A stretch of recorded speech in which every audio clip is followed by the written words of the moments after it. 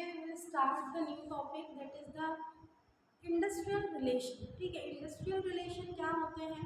So first of all we have to discuss the meaning and definition, then we will discuss the objectives and the other topics which is related to the industrial relation. ठीक है, industrial relation क्या होते हैं? That means कि जो भी उद्योग होते हैं, उद्योग में जो भी अगर हम रिलेशन संबंधों की बात करें तो उस पर आज हम डिस्कशन करेंगे इस वीडियो में. सबसे पहले हम समझते हैं मीनिंग इंडस्ट्रियल रिलेशन का. So the term industrial relation refers to the employer and employer relationship. ठीक है, एम्प्लॉयर एंड एम्प्लॉयर रिलेशनशिप का क्या मतलब होता है कि भाई जब भी whenever the employees are working under the supervision of their employer, so they have to maintain some relation कि आपको कैसी वर्किंग कंडीशन मिल रही है, how your superior is treating to you, आपको किस तरीके से जो आपके सुपीरियर्स हैं, दैट मीन्स कि जो आपके एम्प्लॉयर है जिन्होंने आपको जॉब प्रोवाइड किया है, उनका और आपका जो रिलेशन है वो किस तरीके का है, इसको हम कहते हैं इंडस्ट्रियल रिलेशन. देखो इसके बाद जो टॉपिक रहेंगे हमारे वो इंडस्ट्रियल डिस्प्यूट के होंगे. डिस्प्यूट बोले तो बात है, लेकिन उसके पहले जो हम डिस्कशन चल रहा है हमारा, it is about the relation. वो रिलेशन को लेकर चल रहे हैं कि जो भी एम्प्लॉयर होते हैं दैट मीन्स के जॉब प्रोवाइड करने वाला और जॉब करने वाला. ठीक है, इनको एम्प्लॉयर और एम्प्लॉयज कहा जाता है.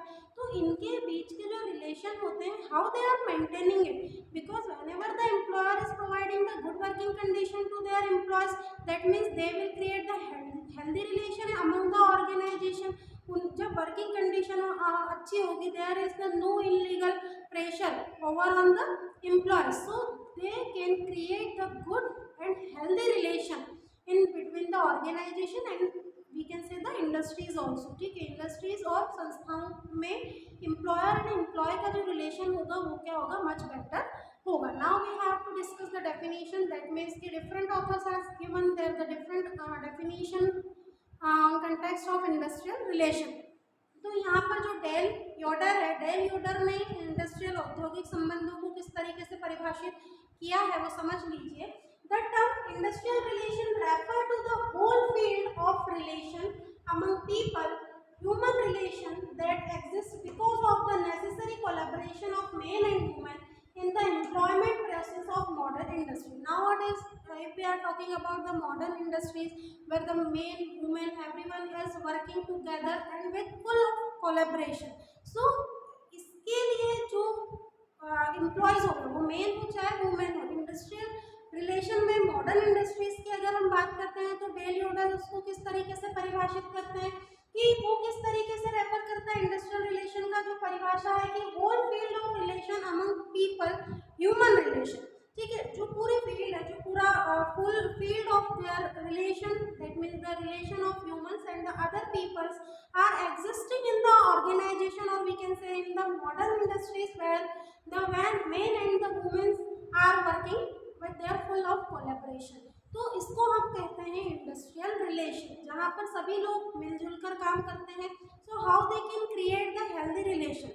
ठीक है, एम्प्लॉयर और एम्प्लॉय के बीच में एक हेल्दी रिलेशन कैसे मेंटेन होंगे. So this is all has this kind of words has given by the Dale Yoder. ठीक है, now we have to discuss the many, जैसे हम कह रहे हैं कि भाई पीपल्स हैं, अदर ह्यूमंस हैं, एम्प्लॉयज हैं, एम्प्लॉयर्स हैं, everyone is come into the humans. तो many of the parties are involve in the industrial relation. ये हो गया आपका इंडस्ट्रियल रिलेशन. अब देखिए आप किस तरीके से यहाँ पर other parties are also being a part of the industrial relation, that the employer, then employees, then government. Yes, government is also the part of industrial relation, because whenever the existence or we can say the interference of government in between the industries, so there may be chances to creating the disputes in between the employer and employee. government का interference है, policies government के according है और industries जो है वो मनमाने ढंग से अपने तरीके से काम करवा रही है, तो देयर में भी chances for arising the disputes in between the employer and employee because of the government policy. So yes, we can say the government is also a part of industrial relation, that the employees association, trade union and the court and tribunal. ठीक है, these all are the parties which are involved in the industrial relation. Associations या employees association, that means कि apart from the trade union, इसके पहले जो हमने topic discuss करा it was all about the trade unions. तो तो trade union श्रमिक संघ के अलावा भी कुछ एम्प्लॉयज एसोसिएशन होते हैं। आपने एसोसिएशन का नाम सुना होगा ना बहुत बार, कोई व्यापारिक एसोसिएशन, अगर गोल्ड कोई ज्वेलर्स है तो उनके एसोसिएशन, कपड़ा व्यापारियों के एसोसिएशन, सबके अलग अलग होते हैं। इसी तरीके से मजदूर संघ के भी अपने एम्प्लॉयज के भी अपने एसोसिएशन होते हैं। तो it is far away from the trade union, लेकिन ये श्रमिक संघ से अलग होते हैं, ठीक है। तो employees association is also part of that में नेक्स्ट ट्रेड यूनियन तो हमें पता ही है। और last court and tribunal, whenever the government is a part of the industrial relations, so definitely the court and the other tribunals will also be the part of the industrial relation. That means एक industrial relation में इतने सारे people, इतने सारे humans अलग अलग, कोई party के रूप में, कोई इंडिविजुअल के रूप में, कोई एसोसिएशंस के रूप में, कोई यूनियंस के रूप में क्या होते हैं, इन्वॉल्व होते हैं। और इंडस्ट्रियल रिलेशन में इन सभी ह्यूमन बींग्स के साथ एम्प्लॉयर और एम्प्लॉय को तो हटा ही दो, इसके अलावा court, government, associations, unions, tribunals, इन सभी के साथ भी रिलेशन इंडस्ट्रीज के कैसे होते हैं, that we all we have to discuss. Now we will discuss the objectives, needs, benefits of the industrial relation.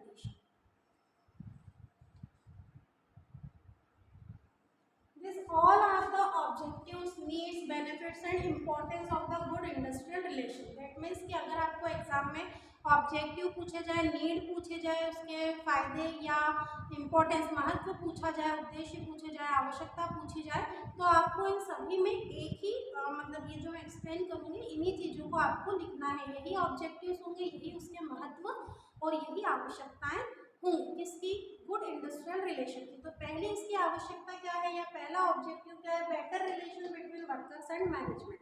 ये इसका इम्पोर्टेंस भी माना जाएगा कि भाई जो वर्कर्स होते हैं और जो एम्प्लॉयर्स होते हैं उनके बीच के जो रिलेशन होते हैं, जो संबंध होते हैं, वो कैसे हो, बेहतर होना चाहिए, ये पहला उद्देश्य। दूसरा, इंडस्ट्रियल पीस मतलब औद्योगिक शांति की जो इंडस्ट्रीज हैं। अब इंडस्ट्रियल पीस कहाँ से लाएंगे आप, तो भाई जब अच्छे रिलेशन होंगे, जब मतभेद नहीं होंगे एम्प्लॉयर और एम्प्लॉयज़ के बीच में, तो ऑटोमेटिकली जो रिलेशन है वो कैसे होंगे, अच्छे होंगे और इंडस्ट्रियल पीस होगी। बार बार मतभेद के, डिस्प्यूट्स के चांसेस जो है वो रिड्यूस होते जाएंगे। नेक्स्ट क्या, इंडस्ट्रियल डेमोक्रेसी, औद्योगिक लोकतांत्रिक।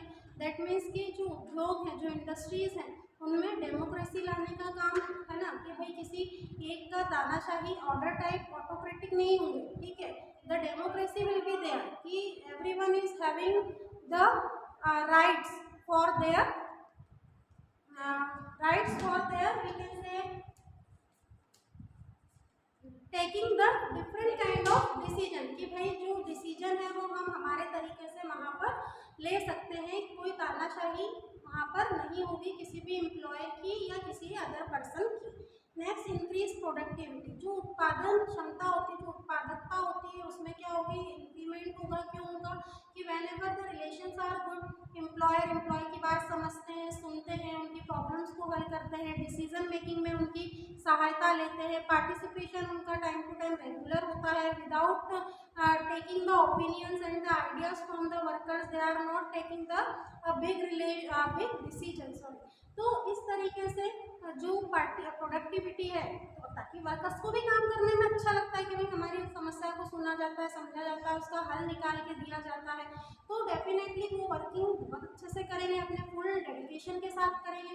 जब परफॉर्मेंस अच्छा होगा, डेडिकेशन होगा ऑर्गेनाइजेशन में, तो जो प्रोडक्टिविटी है, उत्पादन क्षमता जो है वो ऑटोमेटिक क्या हो जाएगी, इंक्रीज हो जाएगी। और जब उत्पादकता बढ़ती है तो अगला ऑब्जेक्टिव इम्पोर्टेंस, प्रॉफिटेबिलिटी तो बढ़ेगी, है ना।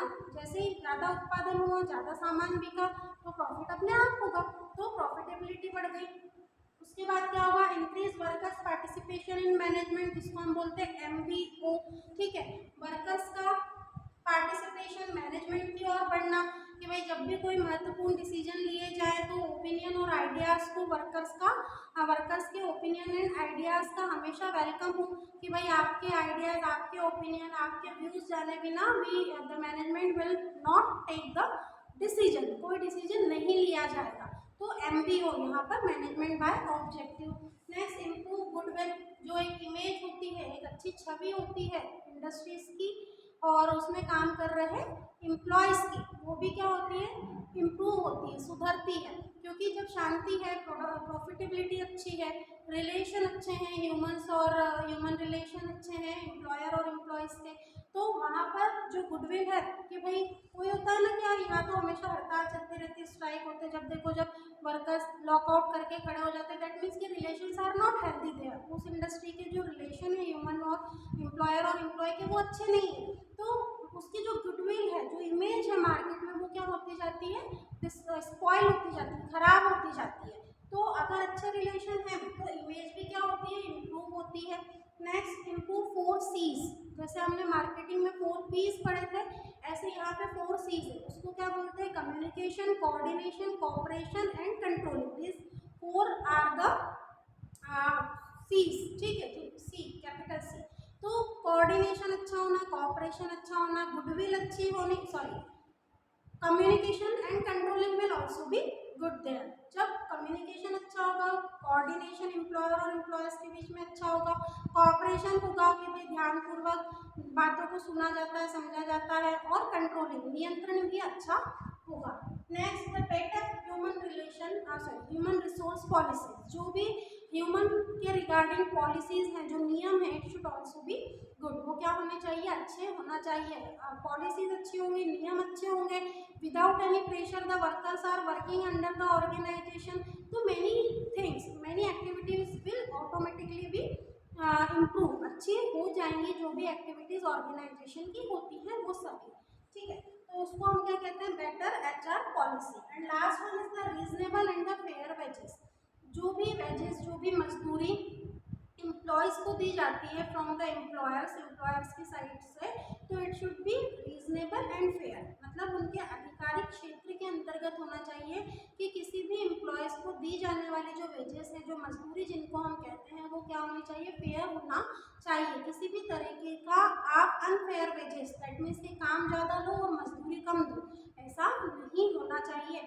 हर वर्कर्स का जो आप उनसे काम ले रहे हैं, उस काम के अनुसार, है ना, उस जितना आप वर्क उनसे ले रहे हैं, उस वर्क के according you have to pay the wages to your employees, ठीक है। तो this all are the objectives, needs and importance of the good industrial relation. जब ये सारे जो टॉपिक्स हैं, ठीक है, इम्पोर्टेंस है, ऑब्जेक्टिव्स है, whenever this all things will be improved, so the relation of the employers and employees will also be improved, ठीक है। तो ये वो सारे ऑब्जेक्टिव या इम्पोर्टेंस आप लिख सकते हैं अगर एग्जाम में आपसे पूछा जाए तो।